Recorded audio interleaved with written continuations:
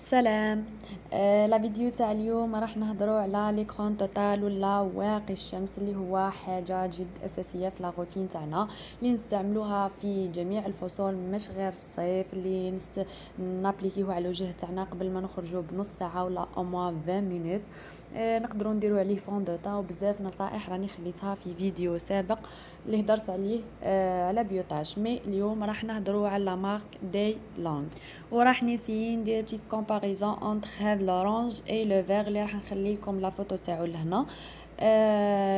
لورانج تلقاي مكتوب فيه اكستريم ومكتوبه فيها لي، اما الفيغ تلقاي مكتوبه فيها كريم جيل ليجير. بمعنى هاد لورانج يصلح للبشره الجافه، البشره الجد جافه والجافه والحساسه، اما الفيغ تصلح للبشره المختلطه حتى الدهنيه. لهذا لازم كل واحد يستعمل المناسب للبشره تاعو.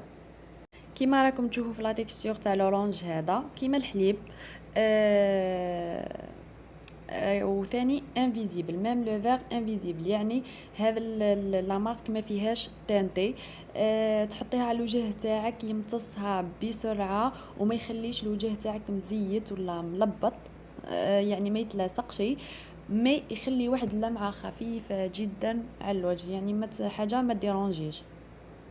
والحاجه المليحه خلاص في هذا ليكران انه تجديه كل 6 ساعات، مش كل نص زوج سوايع. وقتها تجديه اقل من 6 ساعات كي يا اما تتعرقي يا اما تغسلي وجهك يا اما تقيسي وجهك بالماء يا اما تعومي. المهم كي تمسح لهنا تجديه قبل 6 ساعات.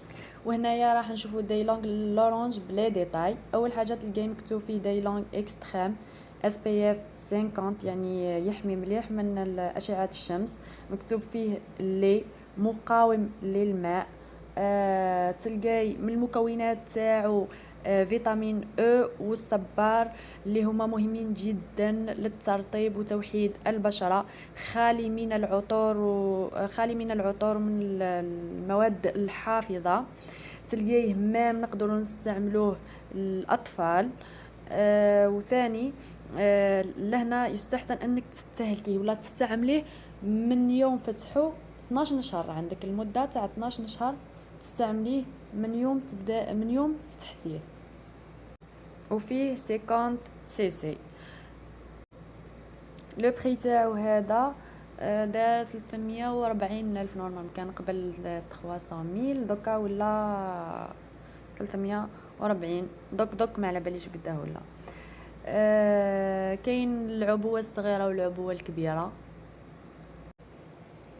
ونقدروا نقولوا جد اقتصادي باسكو حتعاوديه كل 6 ساعات، ما تبقايش تعاودي فيه كل ساعتين، ويحمي مليح من اشعه الشمس، مش كيما نقولوا حتى تعاوديه كل 6 ساعات يعني راهو فقد الفعاليه تاعو. بالعكس يعني كيما تتعرقيش ولا ما يجيسكش الماء ولا ما تمسحيش عادي جدا 6 ساعات، تعاوديه كل 6 ساعات.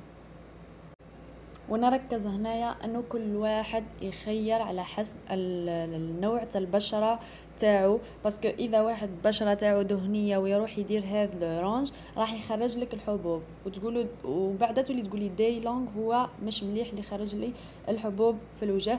بالعكس اللي دهنيه ولا مختلطه استعملي لو فير. البشره تاعك جافه وحساسه وكذا استعملي لورانج. ثاني الفيغ الاكثر يستعملوه الدهنيه المعرضه للحبوب بزاف. ان شاء الله تكون فادتكم لا فيديو ولو بالقليل، وفادتكم المعلومات اللي في هذا لا فيديو. اي واحد عنده تعليق او استعمل هذا ليكران توتال يخلينا كومنتير.